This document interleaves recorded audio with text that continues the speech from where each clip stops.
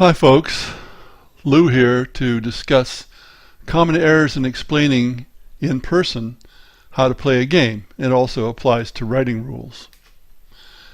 You need to have the big picture first because it makes it a lot easier for people to understand the overall game and how it fits together. I don't claim to be a great teacher of how to play games, but I've seen many who are bad at it. They forget the big picture and launch into details.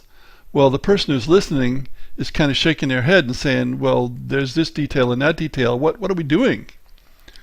That's the context of the game and how to win the game. Without those, the listener is like someone who's lost amongst trees in a forest, unable to see the whole forest to figure out where they are. Or they're like somebody who's being told what turns to take while driving to somewhere. Go to the third light and turn left, then go to the second light and turn right, and so on. But that person has no idea where they are to start with or where they'll be going through to get to the destination. Well, there are two parts of the big picture: the context of the game and how to win, or what the objectives are if there's not a win. The context is, what is the game about?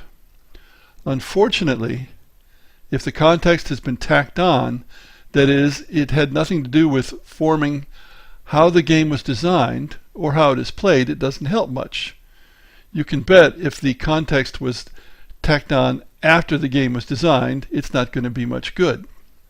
On the other hand, if the context comes from a strong theme, quote unquote, that is, if the game is a good model of something, then knowing the context helps a player anticipate what can happen in the game and what they can do in the game.